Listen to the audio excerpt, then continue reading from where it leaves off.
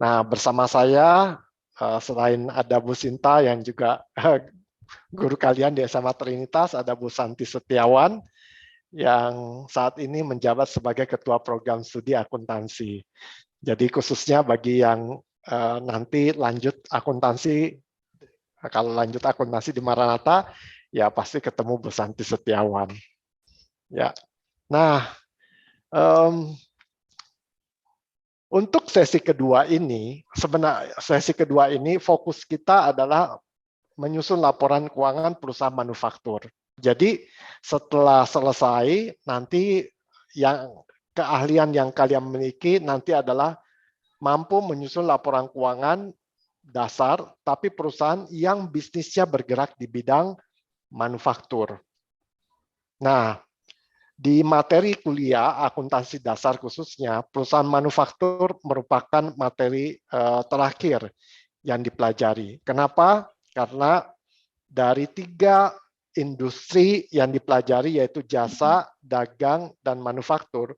Manufaktur memiliki struktur laporan keuangan yang lebih lengkap dibandingkan jasa dan dagang. Jasa strukturnya yang paling sederhana, manufaktur yang paling lengkap atau kompleks. Nah, meski demikian, yang namanya laporan keuangan tetap memiliki cara berpikir yang sama. Nah, cara berpikir itulah yang perlu dikuasai. Oleh sebab itu, sebelum kita masuk ke perusahaan manufaktur, kita akan mereview materi yang kita pelajari di sesi 1. Nah, direncanakan kita akan punya 8 pertemuan. 1 pertemuan itu yang terakhir akan tes, berarti 7 pertemuan kita akan fokus ke materi. Dari 7 pertemuan, 2 pertemuan ini kita akan gunakan untuk mereview materi yang sebelumnya. Nah, review ini kita akan gunakan salah satu kasus tes yang kalian kemarin lakukan. Ya, kemarin waktu tes ada 2 jenis tes yang dibagikan. Yang satu tentang kursus dansa, ya Javanese dance studio. Kemudian yang kedua adalah Chinese Language Center, yaitu kursus bahasa. Jadi satu kursus dance, satu kursus bahasanya Mandarin. Nah, secara prinsip 2 soal sama. Maka yang akan kita gunakan untuk review itu adalah cukup kita gunakan yang Chinese Language Center. Nah, sebelum kita masuk ke situ, saya akan mereview konsep penting di dalam akuntansi dasar, ya. Nah, silakan semua perhatikan baik-baik karena yang akan kita pelajarin itu sebenarnya cara berpikirnya hanya dari situ saja kok, ya. Jadi tidak ada lagi cara berpikir di luar dari itu. So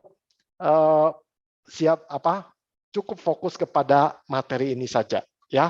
Jadi untuk akuntansi dasar itu sebenarnya ada dua hal yang harus dikuasai di dasar ini.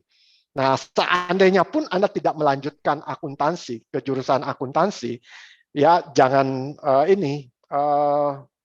jangan mundur. Kenapa? Karena kalau Anda nanti suatu saat berbisnis atau melihat suatu laporan keuangan, kalian jadi tahu dasar berpikir dari laporan keuangan yang dibuat oleh akuntan itu. Ya, jadi Anda kalau lanjut nanti di jurusan akuntansi, maka Anda akan belajar bagaimana benar-benar menyusun suatu laporan keuangan dari level sampai level perusahaan yang kompleks, dan termasuk membuat suatu laporan keuangan yang benar-benar bisa menggambarkan kondisi sebenarnya dari perusahaan. Ya, jadi sekali lagi poinnya adalah kalau belajar akuntansi di level menengah dan lanjutan nanti kalau di kuliah, maka Anda akan belajar bagaimana menyusun laporan keuangan yang benar-benar bisa menggambarkan kondisi yang sebenarnya dari perusahaan. Nah, kalau kita bisa menggambarkan kondisi yang sebenarnya dari perusahaan, maka informasi akuntansi yang diberikan itu sangat-sangat powerful, berguna untuk pengambilan keputusan. Nah, tapi kalau Anda belajar akuntansi di Maranatha, fokusnya bukan hanya bikin laporan keuangan, tetapi juga belajar bagaimana menggunakan data-data keuangan ini untuk mengambil keputusan-keputusan bisnis yang penting. Ya, banyak sekali bisnis keputusan penting yang Anda akan pelajari selama kalau Anda kuliah akuntansi. Sebagai contoh, kalau kita mau berbisnis, biasanya kan kita harus menentukan berapa cost produknya. Nah, itu akan otomatis dipelajari di akuntansi. Yang kedua, contohnya, kadang-kadang dalam bisnis kita lagi mikir-mikir, sebenarnya untung mana sih jual banyak, tapi margin yang kita dapat tipis, atau kita jual sedikit, tapi margin yang diperoleh banyak. Nah, di antara dua skenario ini, mana yang terbaik diambil oleh bisnis kita. Yang ketiga, bisa saja kita memikirkan bahwa kita mau memberikan diskon kepada konsumen. Tapi kalau diskon paling besar yang bisa kita berikan berapa? Nah, tentu kita harus mengetahui data informasi akuntansi yang harus kita masukkan dalam perhitungan dan mana yang tidak perlu kita perhitungkan. Saya ingat saya pernah memberikan konsultasi kepada salah satu pebisnis di Bandung. Dia punya banyak gerai di berbagai mall di Bandung. Itu dia pernah hampir memutuskan menutup salah satu gerainya di mall karena dia melihat aliran kasnya negatif. Kemudian saya bilang sama dia, kalau kamu tutup justru kerugian kamu makin besar. Nah, dia heran kok bisa kayak gitu ya. Cashnya negatif, tapi saya menganjurkan tidak tutup. Kalau ditutup malah kerugian kamu besar. Nah, kemudian saya jelaskan dari data akuntansi. Nah, itu semua berasal dari ilmu-ilmu yang kita pelajari di akuntansi. Dan jangan lupa, tentu saja yang barusan saja dibuka oleh galeri dari SMA Trinitas kalian ini, yaitu ada galeri edukasi ya tentang investasi. Nah, banyak ilmu keuangan yang Anda akan pelajari. Nah, itulah yang gambaran tentang belajar akuntansi dan juga ilmu keuangan. Nah, di sini kita fokus ke ilmu akuntansi yang sifatnya dasar. Nah, di dasar sekali lagi kita akan ada dua ya yang akan kita review. Yang pertama, dasar yang kita pelajari adalah bahwa laporan keuangan itu memiliki suatu struktur tertentu. Yang kedua, laporan keuangan ini disusun dengan menggunakan konsep dasar tertentu. Nah, kita akan mulai yang bagian pertama dulu ya, bahwa laporan keuangan ini punya struktur atau sistematika tertentu. Kalau kita ngerti struktur dan sistematikanya, kita akan memahami dengan mudah laporan keuangan ini. Nah, jadi kita review ya. Kalau kita lihat contoh kita yang sudah pernah dijelaskan sebelumnya, bahwa struktur laporan keuangan di sini contohnya Aroma Catering, itu ada komponen yang disebut dengan aset sebelah kiri, kemudian liabilities atau kewajiban sebelah kanan. Ya.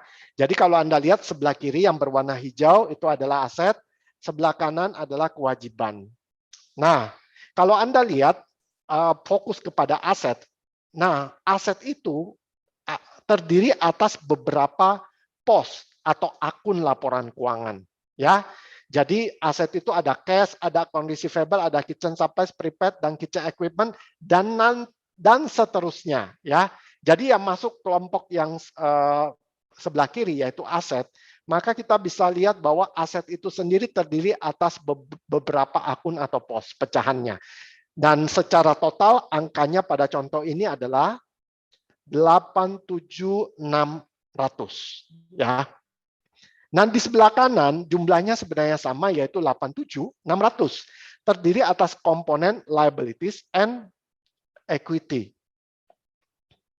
Nah, secara total liability dan equity juga 87.600, liability dengan jumlah 10.100 dan equity dengan jumlah 77.500. Dan di sini kita melihat bahwa liability sendiri itu memiliki beberapa kategori. Ada salary payable, ada unearned, ada tax payable, dan nanti kita akan menemukan jenis-jenis liability lainnya. Nah, begitu juga dengan equity. Kalau di sini equity, kalau di dalam statement of financial position, itu cuma ada satu kategori yaitu capital, tetapi kalau kita perhatikan sebenarnya equity ini juga punya pecahan. Pecahannya apa? Ada pendapatan, ada biaya. Ya. Oke. Nah, Di sini kita bisa melihat bahwa pendapatan dan biaya bisa saja pendapatan itu di dalam praktek itu kita pecah lagi menjadi beberapa kategori. Misalnya mau kita kategorikan pendapatan yang berasal dari penjualan, misalnya kita perusahaannya apa ya? Misalnya kita adalah perusahaan penjual misalnya jasa catering, nanti kita kategorikan pendapatan yang berasal dari jasa catering. Bisa juga kita mendapat pendapatan yang berasal dari jasa penyewaan mobil, pendapatan dari jasa mendekorasi gedung. Nah, ini ceritanya catering, ternyata yang meminta catering ternyata juga meminta ruangannya dihias. Kemudian ternyata ada beberapa juga catering untuk kepentingan pernikahan juga butuh misalnya mobil. Nah, itu bisa saja kita tambahkan sumber-sumber pendapatan lainnya, ya. Jadi atau bisa saja kita gabungkan dengan satu nama hanya pendapatan. Dan begitu juga di sini expenses. Expenses itu di sini kita pecah menjadi beberapa kategori. Ada kitchen supplies, ada advertising, ada depreciation, dan seterusnya. Dan dengan demikian revenue expenses itu kalau digabung itu adalah equity.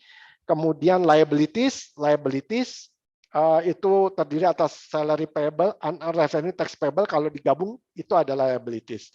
Jadi kategori pendapatan dan biaya itu pendapatan dan biaya sekali lagi kelompoknya adalah equities. Kemudian salary payable dan seterusnya kelompoknya liabilities. Kemudian cash sampai kitchen equipment itu masuk kategori aset. Nah, jadi dengan demikian kita tidak bisa mengatakan bahwa pendapatan itu adalah bagian dari aset.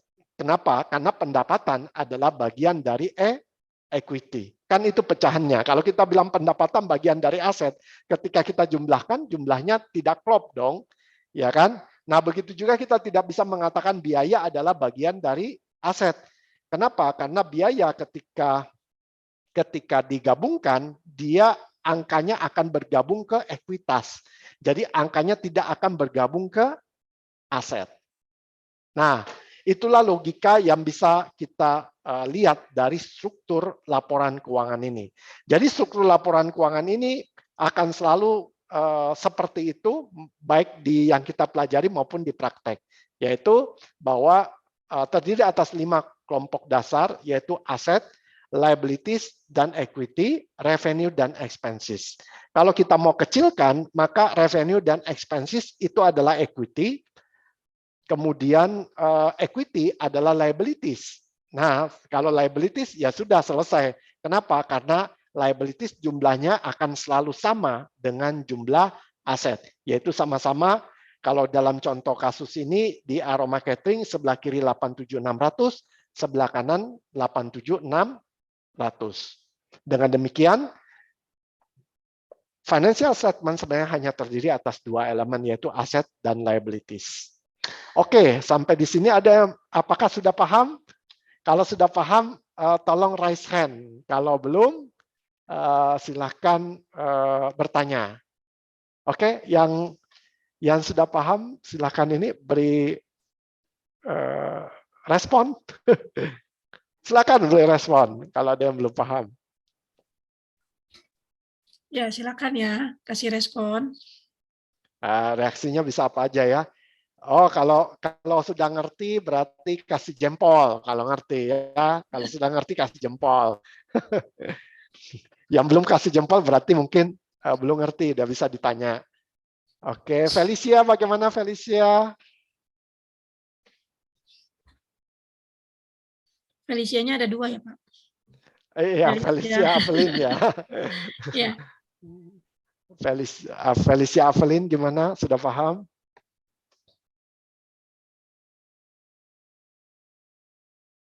Halo. Kalau enggak Felicia Valenza.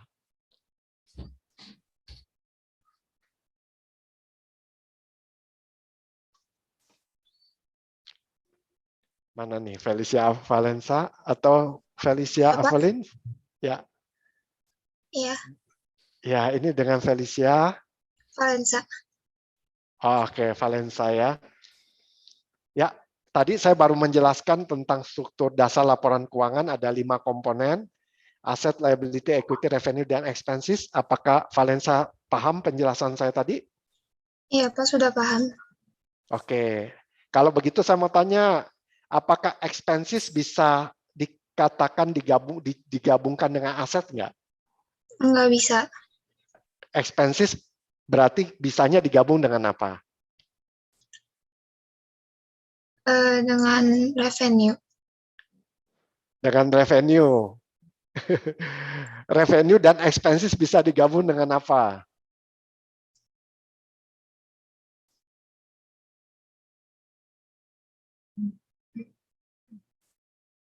Ayo.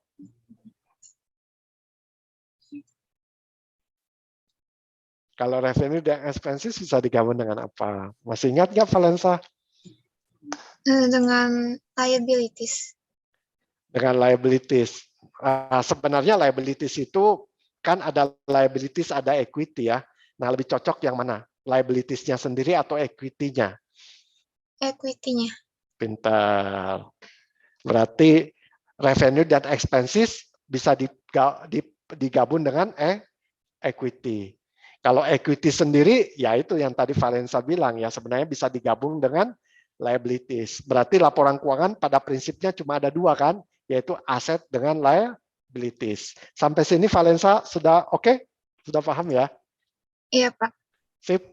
Oke, dari jawaban tadi sih sebenarnya udah jelas ya, udah paham Valensa. Terima kasih Felicia. Oke, sekarang kita lanjut ya, lanjut. Kita lanjut.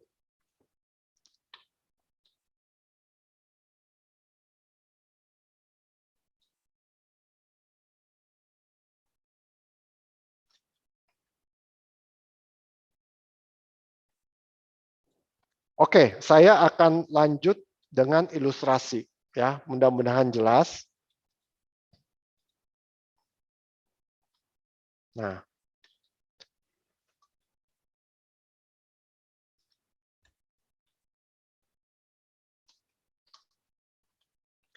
ya pertanyaannya kenapa laporan keuangan itu strukturnya seperti itu, ya kan? Nah, ini sekarang kita belajar alasannya, ya. Saya review. Sebenarnya kita udah belajar ya alasannya, tapi saya akan review. Ya, yaitu apa? Bahwa diasumsikan ketika pemilik memberikan pemilik dengan aroma. Nah, aroma ini adalah bisnis, ya. Jadi kalau ada yang tanya kali ya, kalau ada yang tanya, kok bisa ya laporan keuangan itu seperti itu strukturnya? Maksudnya strukturnya apa? Strukturnya adalah sebelah kiri adalah aset, sebelah kanan adalah kewajiban. Ya, di sini saya pakai bahasa Indonesia ya. Jadi kita sambil jalan, sambil belajar istilah Indonesia dengan istilah bahasa Inggrisnya berbarengan, ya. Nah, kok bisa seperti itu ya? Aset dengan kewajiban kiri dan kanan jumlahnya sama. Nah, kita masih ingat bahwa ketika pemilik yaitu Grace itu menyerahkan sesuatu kepada bisnis, bisnis ini namanya misalnya PT Aroma kah, CV Aroma, nah terserah nama bisnis. Nah, berarti si bisnis ini jadi memiliki aset, ya kan? Jadi si pemilik kalau kasih dalam bentuk kas, maka otomatis Aroma jadi punya aset dalam bentuk kas. Anggaplah dia kasihnya dalam bentuk kas sebesar 10 juta. Maka si Aroma jadi punya aset sebesar 10 juta karena dikasihnya kas. Tapi ingat, pada saat yang bersamaan, Aroma jadi punya apa kepada pemilik? Tentu saja dia jadi punya kewajiban atau utang kepada pemilik. Jumlahnya ya sama 10 juta. Karena dikasihnya 10 juta, maka dia jadi punya utang kepada pemilik juga sebesar 10 juta. Nah, ini logikanya kenapa aset jumlahnya sama dengan kewajiban. Nah, di dalam praktek itu juga masuk akal. Kenapa? Kalau seandainya bisnis ini langsung bubar pada saat itu juga, berarti Aroma akan mengembalikan 10 juta itu kepada pemilik. Nah, kalau dia kembalikan, berarti asetnya nol, dan berarti Aroma juga jadi tidak punya utang lagi kepada pemilik, berarti nol. Aset Aroma nol, kewajiban juga nol. Dengan kata lain, Aroma bubaran, ya kan? Nah, kalau tadi kan ceritanya tidak bubaran, tetapi lanjut, ya. Jadi ketika pemilik kasih uang kepada Aroma, Aroma jadi punya uang atau aset sebesar 10 juta. Dan sekali lagi, pada saat yang bersamaan, jadi Aroma jadi punya utang dong kepada si yang ngasih, yaitu pemilik, sebesar 10 juta. Nah, itu ceritanya kalau berlanjut. Nah, sekarang kita ganti. Bahwa sejalan dengan waktu, ternyata si bisnis itu ternyata butuh juga butuh tambahan kas. Tapi si Grace sudah tidak punya duit lagi. Jadi terpaksa Aroma harus pinjam kepada bank misalnya. Nah, kalau tadi pemilik kasihnya 10 juta, si bisnis butuh pinjaman tambahan 5 juta dari bank. Jadi bank memberikan uang 5 juta kepada bisnis. Berarti sekarang kan perusahaan Aroma jadi punya aset sebesar awalnya 10 juta ditambah 5 juta dari bank, berarti sekarang jadi total 15 juta. Dan berarti sekarang Aroma jadi punya utang kepada Grace dan kepada bank. Total utang dia adalah 15 juta. Nah, sekali lagi, inilah logikanya kenapa kiri aset dan kanan kewajiban jumlahnya selalu sama. Oke? Nah, sekarang kita lanjut. Kenapa akan ada namanya kewajiban dan modal? Nah, kalau kita lihat 15 juta ini terdiri atas 10 juta dari bank dan 5 juta dari pemilik. Ya kan? Nah, sebenarnya secara prinsip kalau kita mau mengatakan ini 15 juta seperti tadi itu juga benar. Tetapi kita kan membuat informasi. Kalau kita membuat informasi, tentu informasi yang lebih detail itu akan lebih jelas dibandingkan kalau kita gabungkan 15 juta. Nah, jadi kalau ditanya kenapa kita buat menjadi lebih detail atau kita pecah, alasannya selalu cuma satu, yaitu apa? Lebih informatif. Nah, supaya lebih informatif, maka 15 juta tadi yang sebelah kanan, itu kita pecah menjadi 10 juta yang dari bank dan 5 juta dari pemilik. Nah, di akuntansi, kewajiban kepada bukan pemilik itu selalu biasanya masuk kategori liabilities atau kewajiban.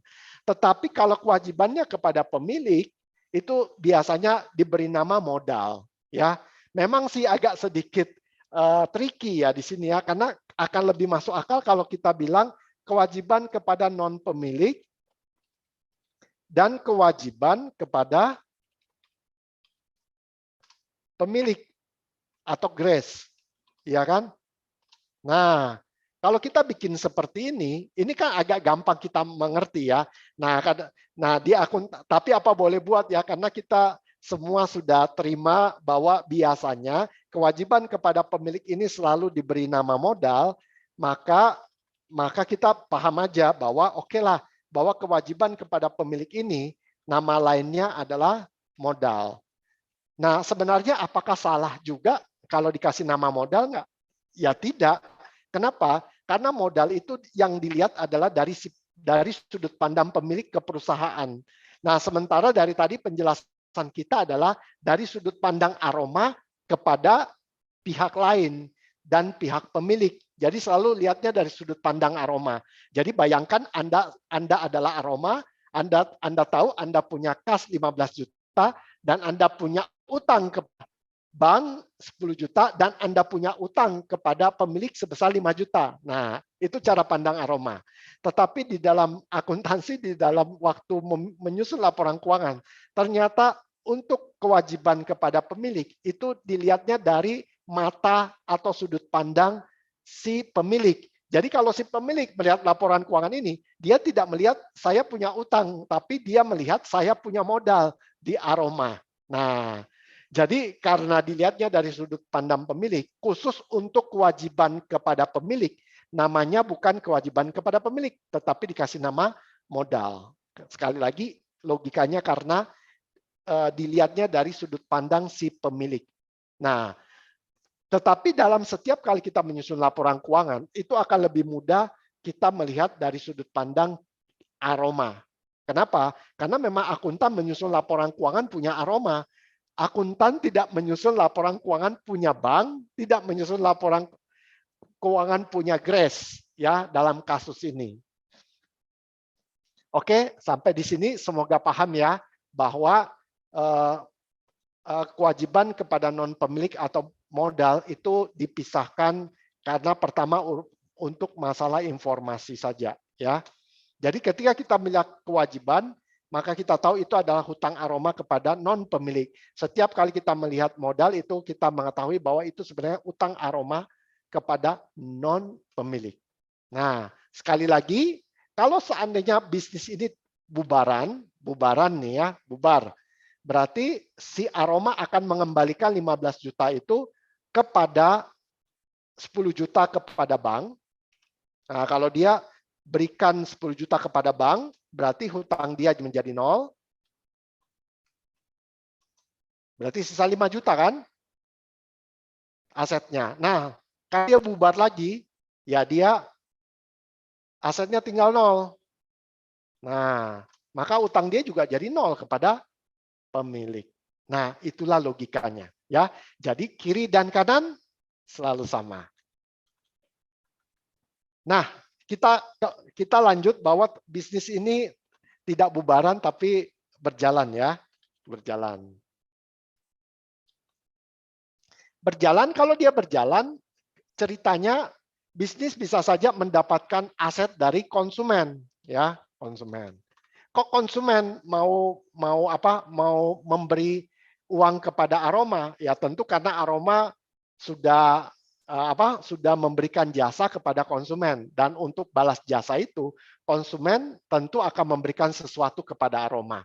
Nah, jadi anggaplah ceritanya gini, aroma menyediakan jasa catering kepada konsumen, dan untuk jasa catering tersebut konsumen memberikan uang kepada aroma.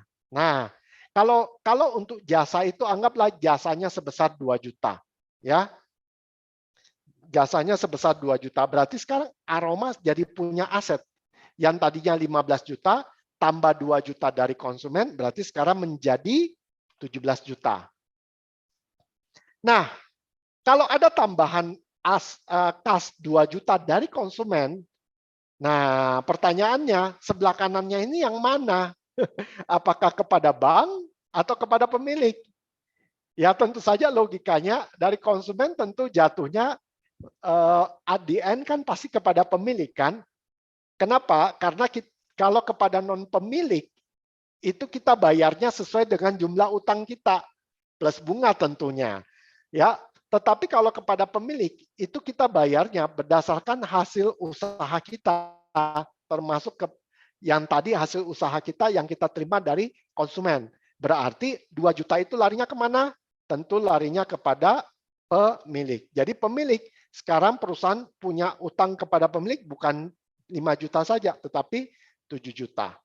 Nah, jadi sebelah kiri 17 juta, sebelah kanan 17 juta. Sama kan? Nah, seperti itu ceritanya. Oke, kita lanjut ya, kita lanjut. Nah, seandainya perusahaan ini bubar, maka 17 juta ini tinggal 0. Tentu dari 17 juta digunakan 10 juta untuk bayar kepada bank, dan sisanya 7 juta dikembalikan kepada pemilik. Nah, itu kalau bubar. Tapi kan ceritanya lanjut nih ya. Nah, sekarang kita lihat. Aduh, kalau kita bikin informasi kayak gini nih, kayaknya kurang informatif deh. Kenapa? Karena si pemilik bisa saja tanya, saya rasanya di awal saya kasihnya 5 juta. Kenapa sekarang jadi 2 juta? Ya enggak, kan ya. Nah, jadi jadi kita sebagai akuntan, kalau kamu mau tahu 5 jutanya berasal dari mana, Kalau begitu gini deh, saya bagi deh 7 juta itu. Nah, kalau begitu modal, kan kamu pingin tahu tuh modal kamu berapa kan? Ya sudah, kalau begitu saya bagi deh modal itu 5 juta, kan memang tadi modalnya 5 juta kan? Kemudian 2 jutanya itu saya pisahin. Nah, 2 juta ini saya kasih nama apa? Nah, 2 juta ini saya kasih nama pendapatan.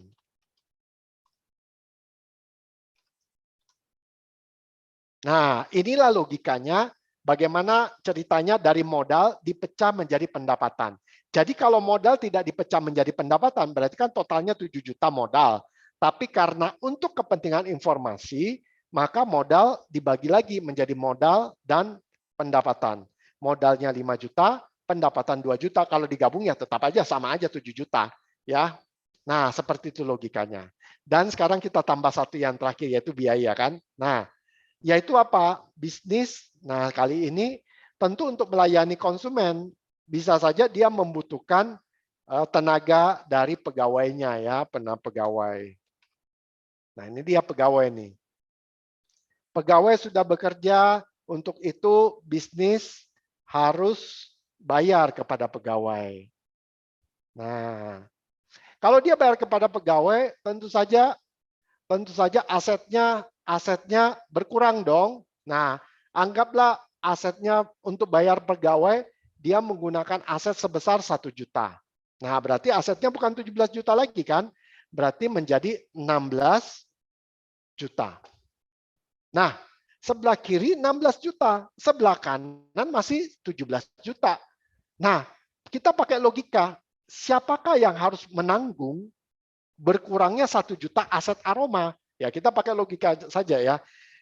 Seperti yang kita ketahui, yang membedakan antara kewajiban kepada pemilik dan non-pemilik adalah kalau kewajiban kepada non-pemilik dalam kasus ini adalah bank, nah ini 10 juta ini bank ya, berarti kita tetap bayar sebesar jumlah yang kita hutangkan kepada bank karena memang biasanya begitu.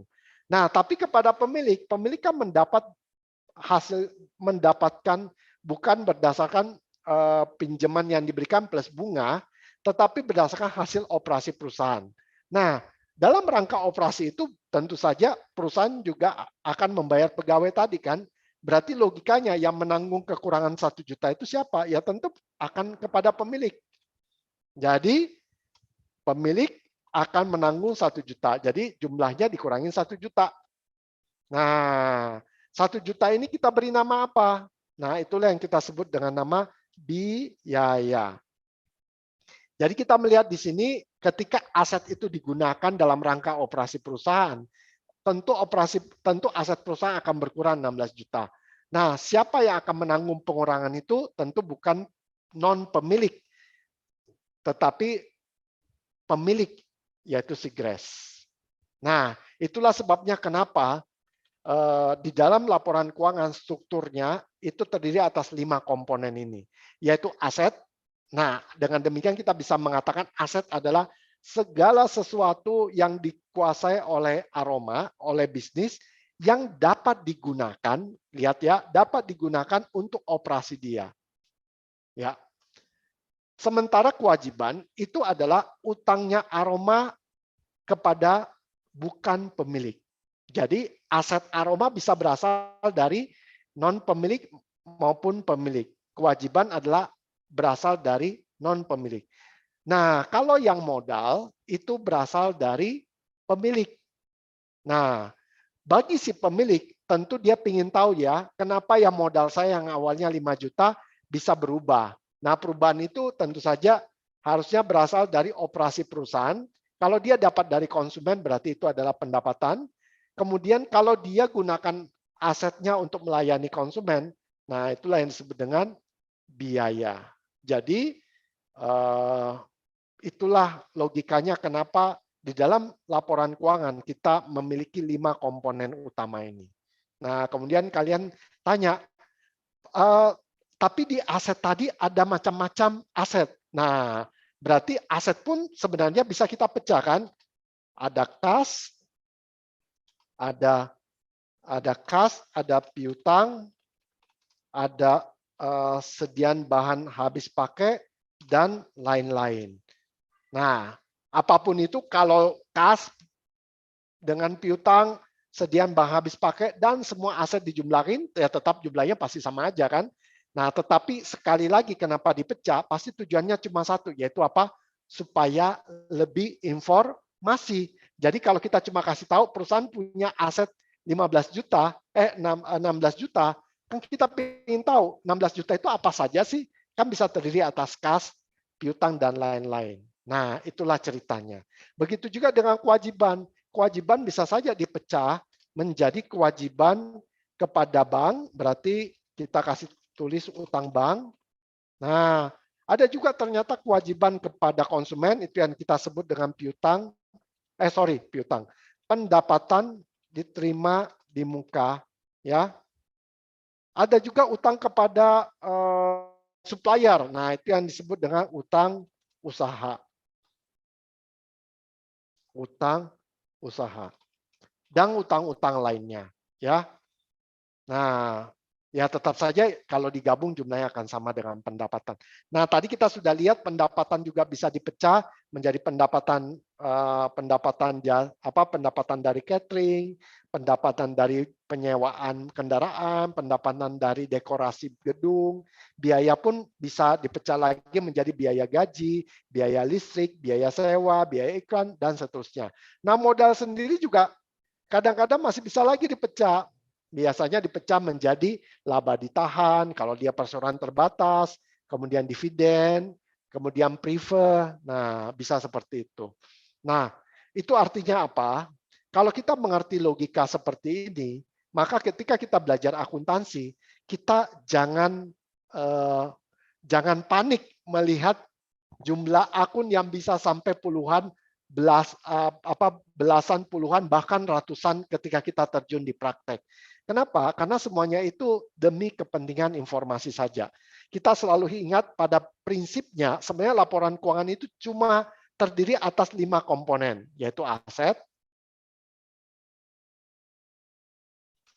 kewajiban,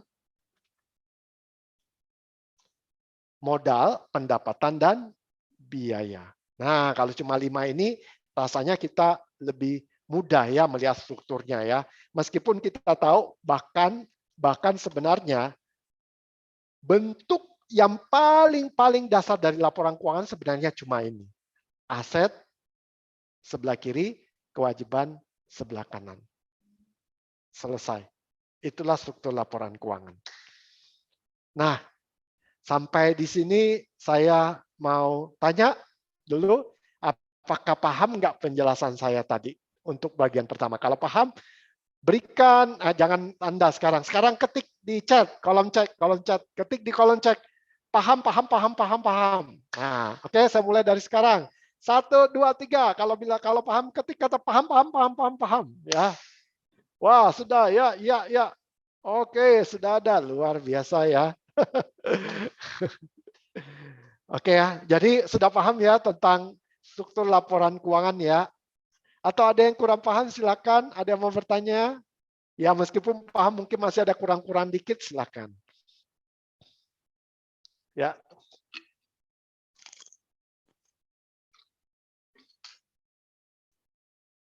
Ya, jangan malu bertanya ya, jangan malu bertanya ya. Saya juga dulu waktu belajar suka malu bertanya ya. Ya. Padahal kalau saya nggak nanya justru saya nggak ngerti. Ya sekarang saya inilah nggak apa-apalah dibilang kok kamu nggak ngerti ya nggak apa-apa. Kalau memang nggak ngerti nggak apa-apa, namanya juga lagi belajar kan ya. Ya. Oke, kalau sudah sekarang kita masuk ke bagian kedua. Ya, kita masuk ke bagian kedua yaitu apa? Nah, laporan keuangan pada saat kita susun itu dilandasi oleh 3 konsep dasar. Nah, konsep dasar itulah yang akan kita review. Nah, tentu Anda masih ingat ya, ada 3 konsep dasar yang kita pelajari di sesi pertama kemarin. Ya, yaitu apa? Yang pertama, bisnis terpisah dari pemilik dan non-pemilik. Oke, aplikasinya di mana? Nah, aplikasinya udah yang ini ya. Bisnis terpisah dari pemilik dan non-pemilik. Buktinya apa? Laporan keuangan kita adalah aset, kewajiban, dan modal tadi. Modal, pemilik, kewajiban, non-pemilik. Ya.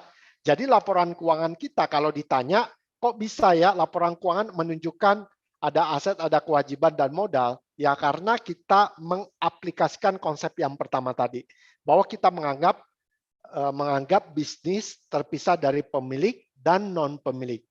Nah, konsekuensi lainnya apa? Konsekuensi lainnya adalah kita tidak mencatat perubahan aset punya pemilik dan non-pemilik. Jadi kalau pemilik membeli mobil, kita tidak catat. Ketika pemilik membayar uang sekolah anaknya, kita tidak catat. Ketika pemilik kasih uang ke bisnis, baru kita catat. Ya, karena fokus kita adalah bisnis, ya. Fokus kita adalah bisnis. Nah, laporan keuangan kita menunjukkan dengan jelas pemisahan itu, yaitu aset punya bisnis, kewajiban dan modal itu di luar dari bisnis, ya. Itu kewajiban berasal dari yang non pemilik dan modal dari pemilik. Dan yang kedua, yaitu apa? Pendapatan selalu kita akui saat barang, kalau kita perusahaan dagang atau manufaktur, itu sudah diserahkan atau diberikan kepada konsumen. Ya, kalau kita perusahaan jasa, itu sudah dikerjakan kepada konsumen. Jadi bukan pada saat kas itu diterima. Ya, nah itu konsep nomor 2 yang harus kita sadarin ya. Jadi jangan pernah dalam kita mengatakan kenapa pendapatan diakui karena kasnya sudah diterima. Jangan pernah berpikir kayak gitu ya. Di dalam akuntansi, kita mau menyusun kinerja dalam suatu periode, kita menggunakan dasar berpikir adalah selama periode itu mana saja barang atau jasa yang sudah dikerjakan atau diberikan kepada konsumen. Nah, itu selalu menjadi dasar kita pada saat menyusun laporan keuangan pada periode tertentu. Yang kedua, yaitu biaya. Ya, biaya bukan diakui pada saat kita membayar ya, pada saat kita menggunakan kas kita, tetapi kita akui pada saat aset bisnis atau juga aset pemilik atau aset non pemilik digunakan dan habis manfaatnya untuk kepentingan bisnis itu sendiri. Ya, sekali lagi ya, kalimat lengkapnya di sini adalah biaya diakui saat aset bisnis, aset pemilik atau aset non-pemilik digunakan dan habis manfaat ekonominya untuk bisnis. Nah, ini kalimat lengkapnya. Ya. Jadi habis digunakan untuk bisnis. Nah, kita ambil contoh ya. Kita lihat contoh yang pertama. Oke, nah ini saya mau tanya kepada Felicia Avelin, apakah Felicia Avelin sudah bisa join? Halo Felicia.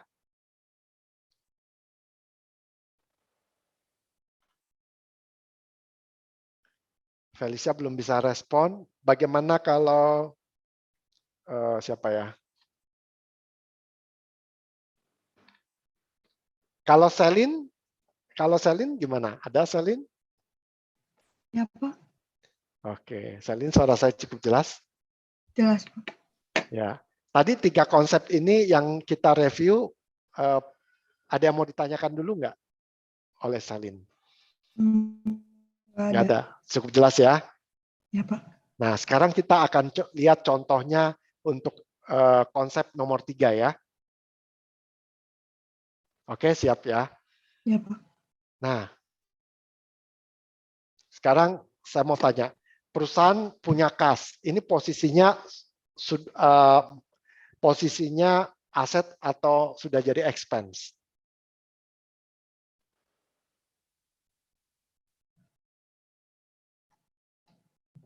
Kalau perusahaan ada kas di bisnisnya, ini posisinya masih aset atau sudah jadi expense? Aset. Aset, pintar ya. Ingat ya, ingat Ingat ini ya, biaya atau expense diakui saat asetnya digunakan kan? Iya. Tapi harus digunakan untuk bisnis ya, dan habis manfaatnya. Kalau Selin punya kas, berarti Selin masih bisa menggunakannya kan, betul enggak? Betul. Berarti masih aset kan? Ya. Nah, sekarang yang gambar sebelah kanan, yang ada gelas dengan air hampir penuh. Oke, nah menurut Selin, ketika kasnya dipakai, kas itu kan saya pakai, perusahaan pakai untuk beli air.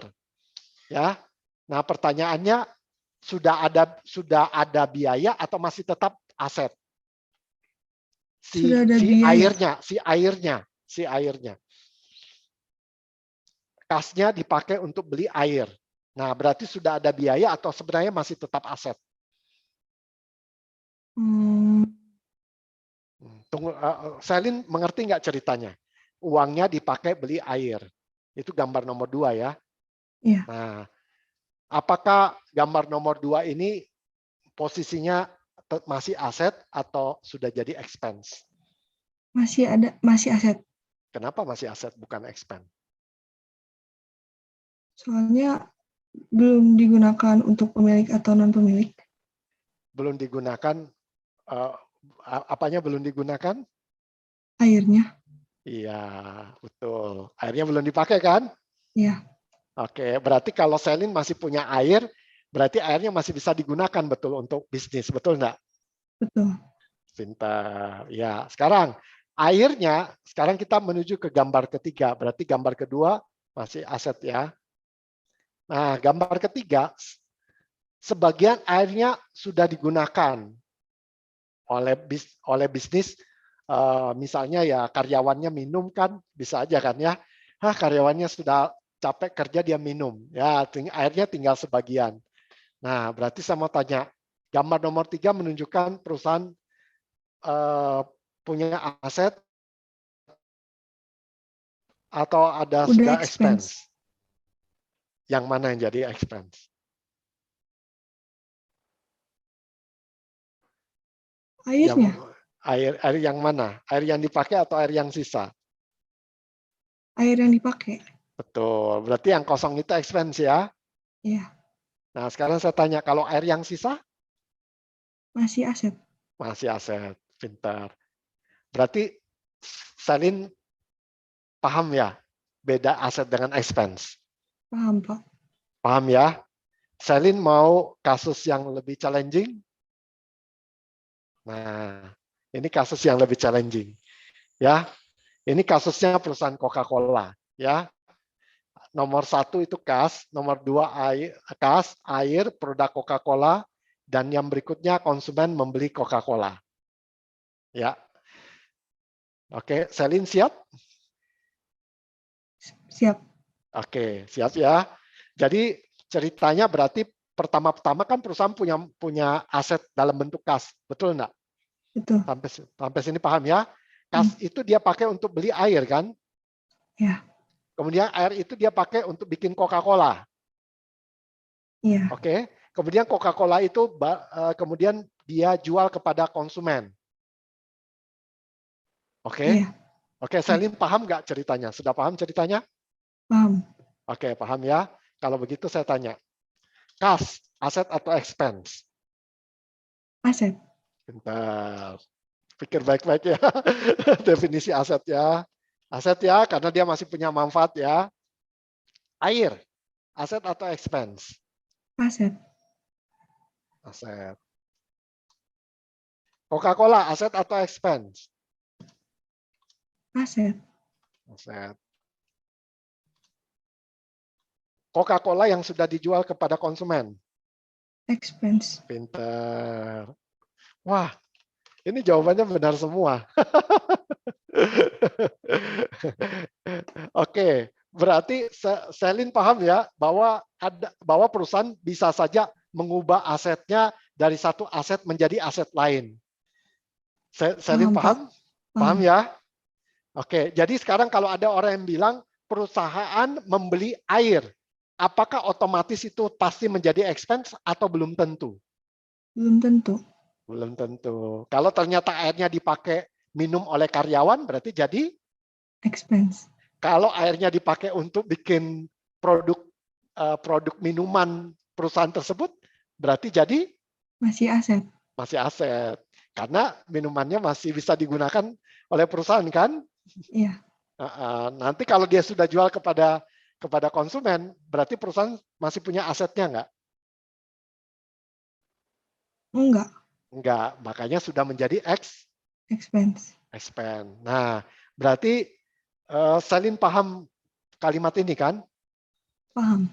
Biaya diakui saat aset bisnis. Dalam kasus tadi kan aset bisnisnya, karena belum ada kasus aset pemilik atau non pemilik ya kan? Iya. Nah, biaya diakui saat aset bisnis digunakan dan habis manfaatnya. Nah, berarti Coca-Cola tadi benar-benar habis manfaatnya ketika sudah dijual kepada konsumen. Oke, sampai di sini Selin ada pertanyaan? Nggak ada, Pak. Nggak ada. Terima kasih Selin. Makasih, Pak. Sekarang saya mau tanya kepada yang lain. Tadi penjelasan tadi dengan berdiskusi dengan Selin, yang lain pada saat mengikuti, apakah Anda juga paham nggak penjelasan tadi? Kalau paham, sekarang beri reaksi apa ya? Beri reaksinya adalah tepuk tangan, tepuk tangan.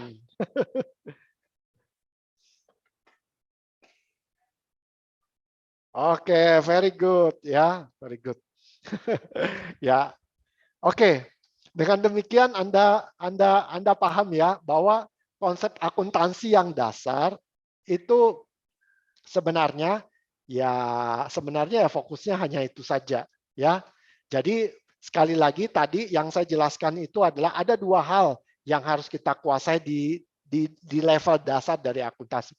Yang pertama memahami struktur laporan keuangan yang tadi saya jelaskan ada 5 aset, kewajiban, ekuitas, pendapatan dan biaya beserta kenapa aset dengan kewajiban selalu sama, kemudian kenapa pendapatan dan biaya itu adalah pecahan dari ekuitas. Kemudian bagian kedua yaitu saya menjelaskan tentang 3 konsep dasar yang selalu digunakan di level dasar. Yang pertama bisnis terpisah, yang kedua pendapatan diakui saat barang atau jasa sudah diberikan atau diserahkan kepada konsumen, dan yang ketiga biaya diakui saat aset bisnis atau aset pemilik atau non pemilik digunakan dan harus habis manfaat ekonominya dan semuanya untuk bisnis ya. Ya, kenapa untuk bisnis? Karena fokus kita adalah si bisnisnya, bukan pihak pemilik dan non pemilik. Nah, saya pikir itu saja konsep yang kita review dan kita pelajari di sesi tahun lalu ya. Jadi kalau sesi tahun lalu ditanya intinya belajar tentang apa, nah inilah inti dari materi yang dipelajari. Nah kemudian di tahun lalu juga pada sesi pertama itu kita menggunakan aroma catering sebagai contoh dan kemudian Anda dites juga menggunakan kasus yang sama. Jadi kalau ditanya, Pak, kalau saya masih kurang bisa menjawab tes itu, saya kurangnya di mana? Nah, kemungkinan kurangnya adalah mungkin Anda kurang paham di yang bagian pertama, yaitu tentang logika pecahan sistematika laporan keuangan ini dan juga 3 konsep ini. Ya. Nah, tapi kalau Anda paham, ya harusnya bisa menjawab tes tersebut dan juga Anda berarti bisa memahami logika dasar akuntansi. Ya. Nah, kalau belum jangan khawatir karena pertemuan ini dan pertemuan berikutnya kita akan mempermantap materi ini ya. Jadi rugi sekali nih kalau Anda melewatkan materi ini ya. Oke. Kita akan break sekitar 5 menit ya, bagi yang mau ke toilet silakan. Kita akan ketemu lagi 5 menit kemudian ya, silakan. Ya, yang bagi mau ke toilet sekarang silakan waktunya ya.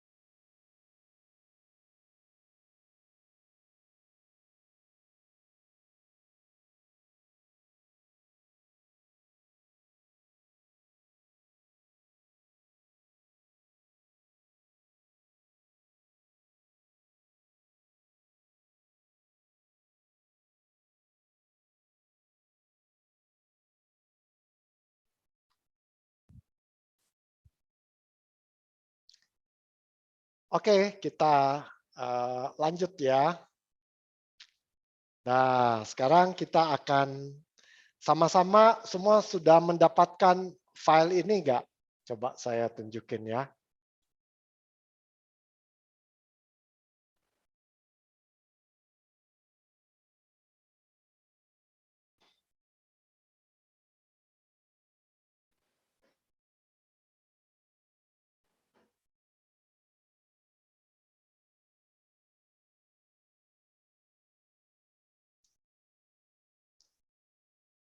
Ya.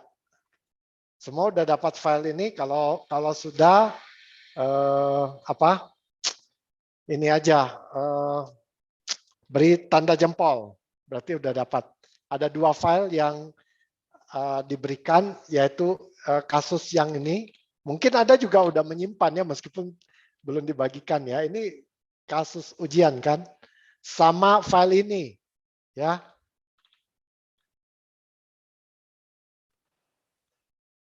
Semua udah dapat?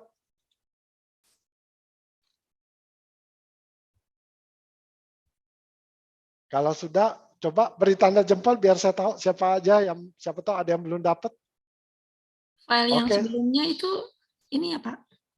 Ya. File yang sebelumnya namanya beda ya Pak. File sebelumnya. Ini bukan aplikasi konsep kesatuan usaha.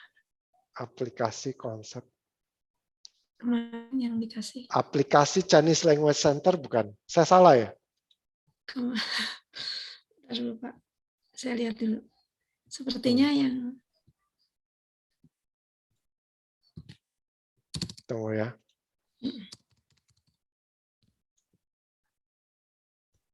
aplikasi Chinese Language Center, iya. Betul. Lagi, Itu tes ekskul akun ganjil. Oh, mungkin hanya judul filenya yang beda ya, Pak? Isinya mungkin sama? yang Chinese Language Center nggak yang kasusnya? Betul. Yang, bentar, Pak. Yang kasus Chinese Language Center nggak? Yang ini nggak? Ya, sebentar, Pak. Tunggu ya, saya lihat. Jangan-jangan saya salah kasih file lagi ya. Judul filenya tes Ekskul ya. Oh iya, tapi versi Chinese Language Center ya. Ya. Ya sama aja berarti ya. Isinya sama ya Pak, hanya beda nama filenya ya. Iya betul. Chinese Language Center. Ya. Ya. Oke, berarti semua ya. Kalau file ini sudah benar ya. Oke. Sip. Aldi, bagaimana Aldi? Benar ini Aldi dapat ini filenya sudah betul? Betul, Pak. Betul ya?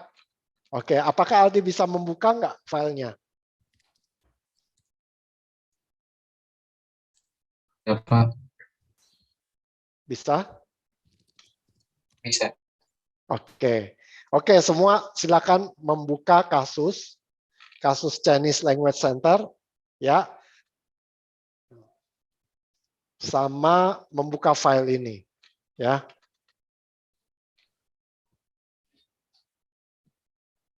Oke.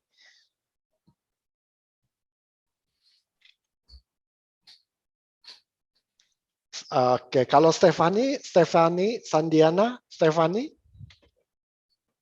ya, Pak. bisa kebuka Stefani filenya? Masih proses, Pak. Masih proses di komputer ya? Iya, betul. Oke, tungguin ya.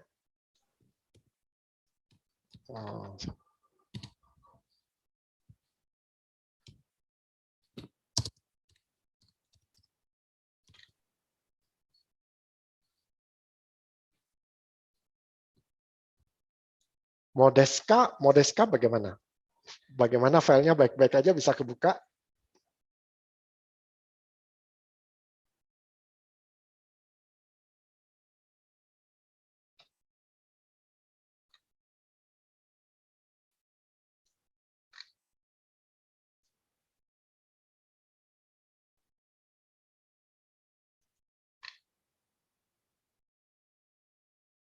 Halo, Modeska. Pak sudah bisa kebuka yang saya. Oh, Stefani udah bisa ya. Terima kasih Stefani untuk konfirmasinya. Hmm. Kalau Modeska sudah bisa? Masih proses, Pak. Sama ya, masih protes ya. Beda-beda nih ya.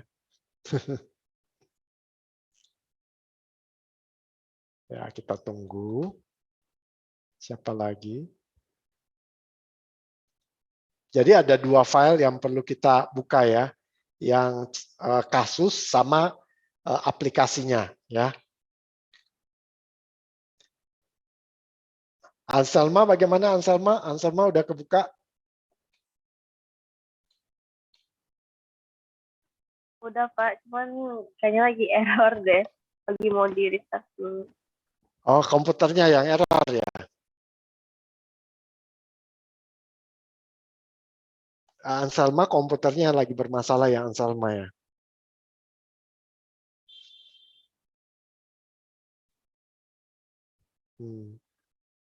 Kalau Tobias bagaimana?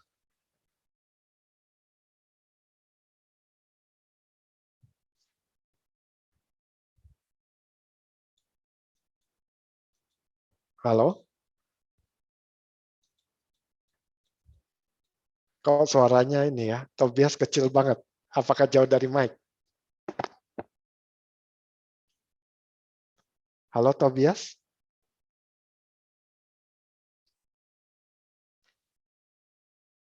Halo? Halo? Halo?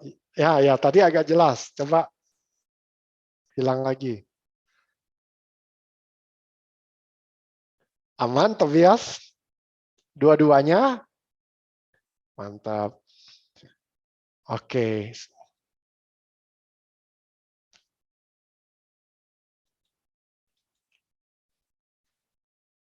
Ya, kalau begitu sekarang kita sama-sama mengulang lagi ya kasus yang pernah kita kerjakan ya saat ujian.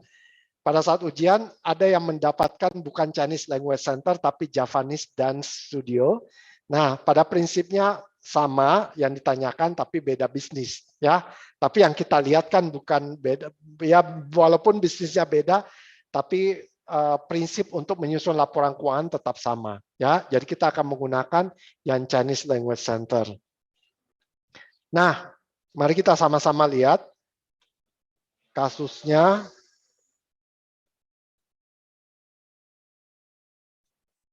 Ya. Nah, kalau di dalam kasus ini, kalimat yang penting kita perhatikan adalah ini. Catatlah seluruh transaksi yang diperlukan untuk menyusun statement keuangan periode November dan Desember. Ya, jadi kita diminta untuk bikin dua statement keuangan. Satu untuk yang periodenya November, ya, satu lagi yang periodenya Desember. Nah, itu instruksi yang penting. Kemudian asumsi tarif pajak 20% harus kita perhatikan dan kita mulai sekarang kasusnya ya. Mari kita sama-sama baca kasusnya. Kita baca dari sini sampai sini dulu. Ya.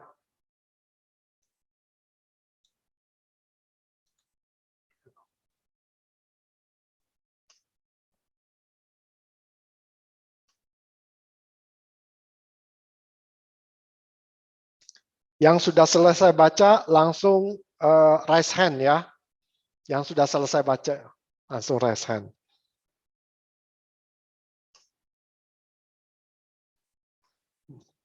Bacanya dari sini saja sampai sini ya. Bukan semua kasus dibaca ya, ini aja dulu.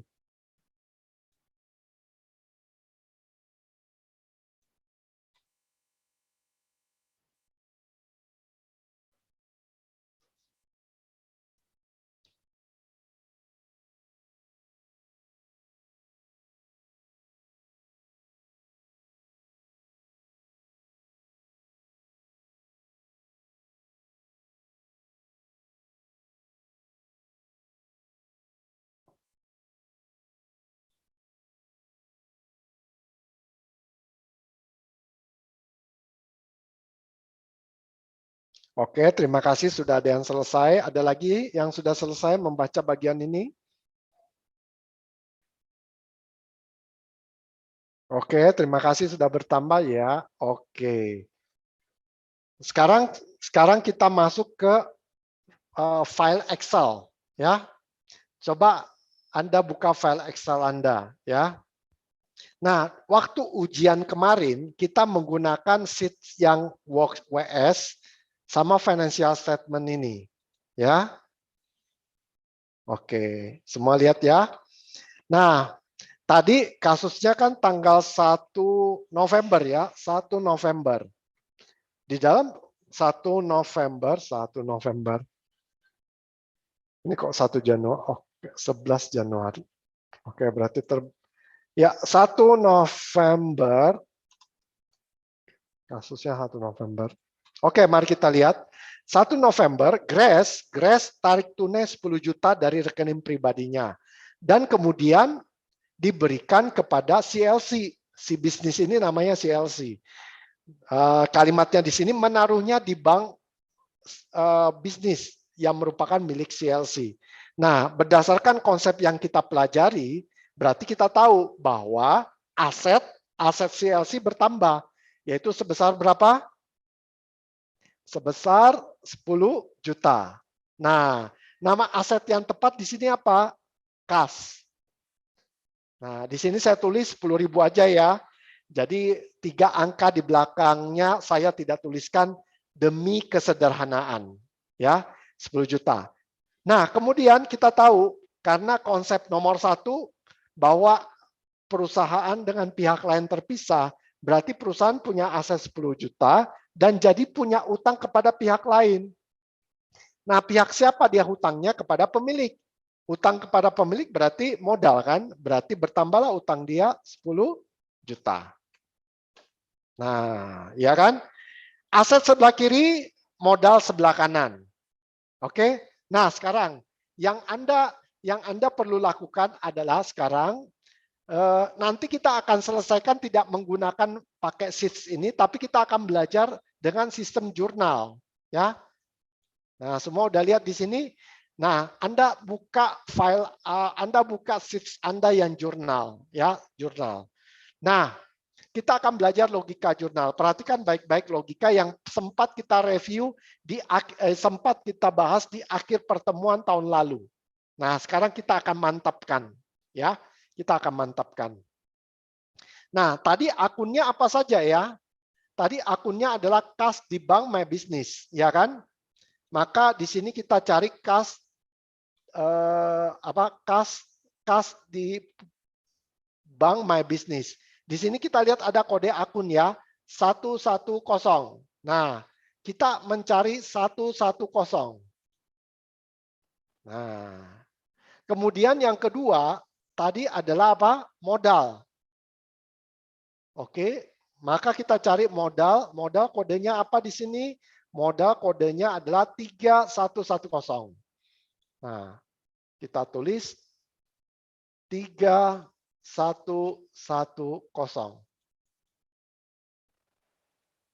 Nah, sudah ketemu?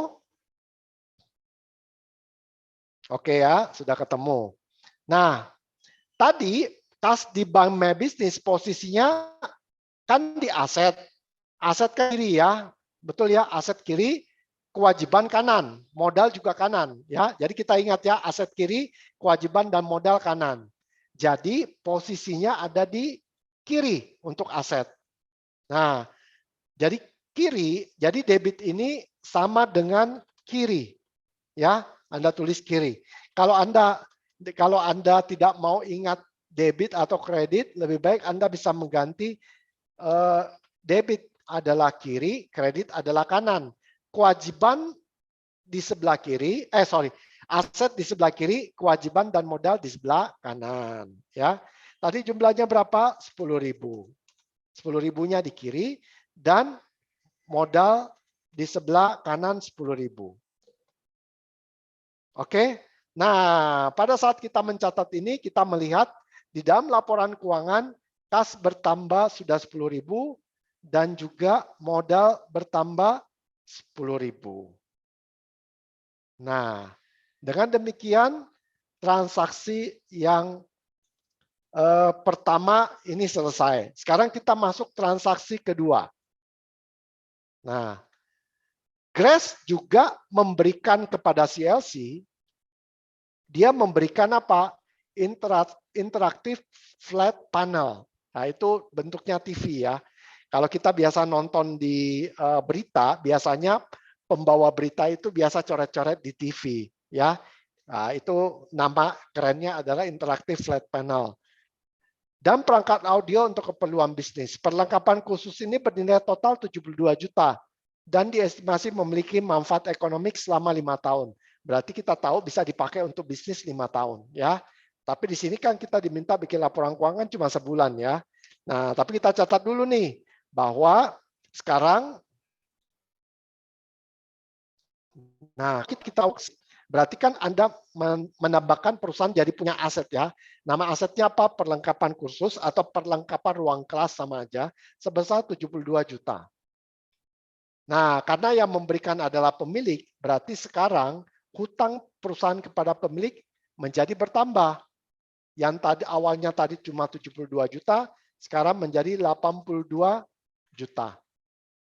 Nah, ini kalau kita nyatatnya seperti ini. Tapi kalau kita mencatat dengan sistem jurnal, maka kita tahu kita akan letakkan 72 juta itu di sebelah kiri, 72 juta.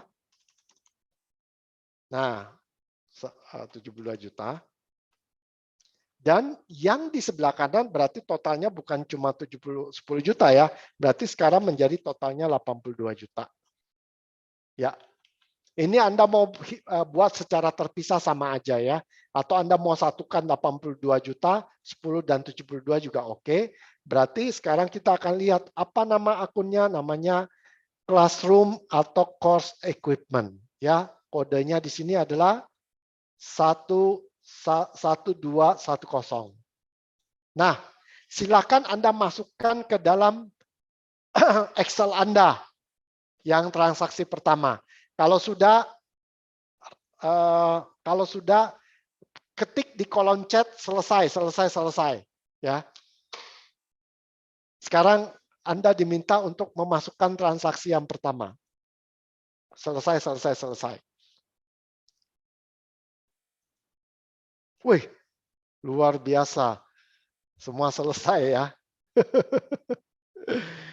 Oke, yang pertama selesai siapa ya?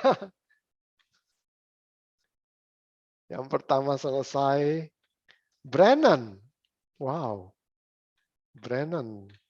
Halo Brennan. Ya, Pak. Oke, kamu selesai duluan ya. Nah, Ya. kalau begitu coba kita akan belajar sama-sama yang transaksi berikut ya. Yang tanggal 5 November. Brennan bisa lihat tanggal 5 November? Ini saya tampil November. Bisa, Pak. Bisa ya? Membeli bahan habis pakai kursus, pakai tunai ya 2 juta. 2 jutanya ambil dari bank bisnis, My Life. Oke? Kalau kita pakai worksheet, berarti tanggal 5 November ini kita nyatatnya bagaimana, Brennan?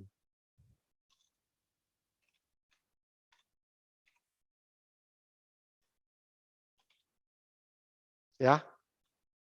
Kalau perusahaan membeli sediaan barang habis pakai cash, berarti logikanya kasnya jadi bagaimana? Berkurang. Sebesar? 2 juta. Bentar, 2 juta ya. Saya nggak kelihatan lagi soalnya. Benar ya 2 juta ya? Oke, asetnya berkurang 2 juta. Kemudian dia kan beli sediaan bahan habis pakai, berarti sekarang bisnis ini jadi punya apa? Punya aset. Punya aset lain ya. Tadi aset ininya berkurang kan? Ya. Aset ini, aset kas berkurang, tapi berubah menjadi aset lain. Apa nama aset lainnya? Sediaan bahan habis pakai kursus. Sebesar? 2 juta. Pintar. Nah, kalau kiri berkurang 2 juta, kanan kiri lagi. Kalau kas berkurang 2 juta, kemudian sediaan habis pakai kursus bertambah 2 juta, sebelah aset dan sebelah kewajiban dan modal tetap sama nggak jumlahnya? Logikanya. Sama. Ya pasti sama lah ya. Ya. Oke. Yang kedua, kenapa Brennan memilih sediaan bahan habis pakai kursus itu kan aset kan? Kenapa Ya. Brennan tidak memilih waktu perusahaan membayar membayar sediaan itu? Kenapa Brennan tidak memilih mencatatnya sebagai biaya bahan habis pakai kursus? Ini kan ada biaya sediaan bahan habis pakai kursus. Kenapa Brennan tidak memilih menjadi biaya, tapi masih tetap aset? Dibayarnya tunai. Nah, masih ingat nggak tadi waktu diskusi dengan Oh, Selin ya? masih ada aset belum terpakai. Pinter. Jadi Brennan tahu kan, kalau alasannya tepat pasti nyatatnya tepat kan? Ya. Betul enggak? Kalau alasan kita salah, kita pasti bingung. Ini gua nyatat ke aset atau nyatat biaya ya? Pasti gitu kan? Kan perusahaan membayar kan? Nah, tetapi karena kita tahu asetnya belum dipakai, tapi cuma dari kas diganti menjadi aset lain, berarti posisinya belum biaya. Paham enggak? Paham. Oke, jadi Brennan tahu kan kenapa jawabannya bukan biaya ya? Ya. Ya, oke. Nah, sekarang Brennan, kita pindahkan cara mencatat ini ke jurnal ya. Jurnal.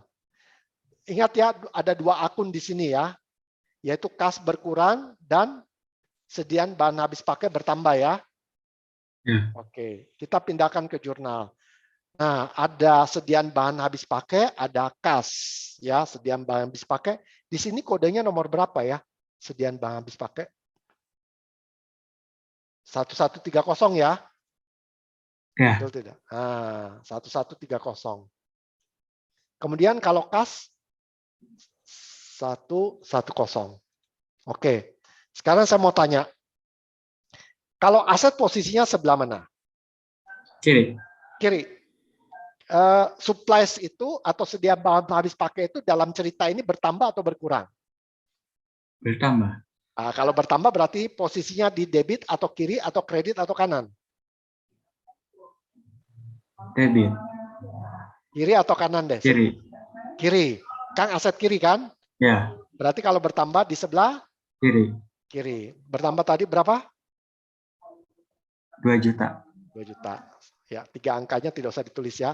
Sekarang, kas itu dalam cerita ini bertambah atau berkurang? Berkurang. Oke. Kas itu aset atau kewajiban atau modal?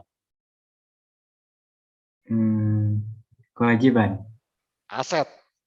Kas itu aset atau kewajiban? Kas modal. Mau Modal. lihat lagi, kas itu pecahan dari apa? Ada di sini kan? Kas itu Ya. pecahan dari apa? Aset. Aset. Ya, benar kan aset kan? Ya. Betul, aset kan? Nah, aset posisinya sebelah mana? Kiri. Kalau bertambah berarti selalu di sebelah? Kiri. Kalau berkurang berarti kita taruh di sebelah? Kanan. Betul, lawannya kan? Nah, Ya. berarti kalau kas berkurang, kita taruh di sebelah kiri apa kanan? Kanan. Kanan. Nah, berarti kita taruh angkanya di sebelah kanan. Nah, sampai di sini Brennan ngerti nggak yang logika jurnal ini? Ngerti. Ngerti ya? Ya. Oke, jadi sekali lagi, kas itu pecahan dari apa? Aset. Classroom supplies? Aset. Oke. Kalau aset bertambah di sebelah? Kiri. Kalau aset berkurang? Kanan. Oke. Kewajiban kalau bertambah di sebelah? Kiri. Ini berpikirnya harus cepat. Kewajiban kalau bertambah di sebelah? Aset sebelah? Kiri.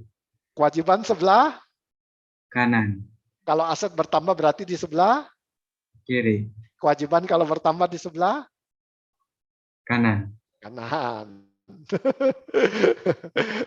Berarti kalau kewajiban berkurang di sebelah Kiri. pintar. Gampang kan? Iya. Kan cuma tahu kiri dan kanan kan? Iya. Iya. Kalau begitu modal kalau bertambah di sebelah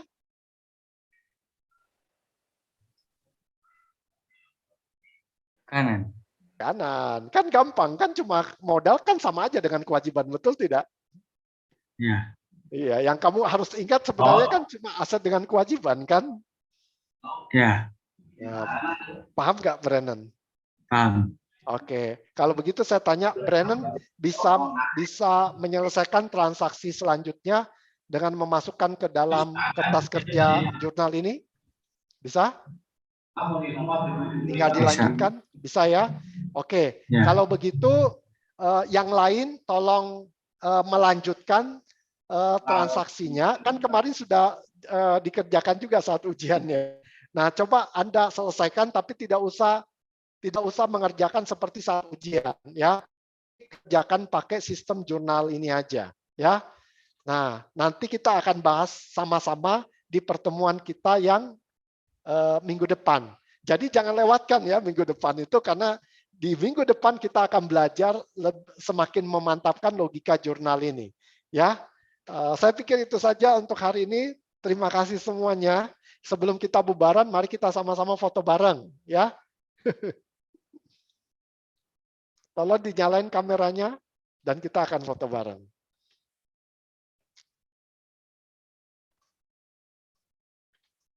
Terima kasih Tobias sudah nyala. Stefani, waduh, terima kasih.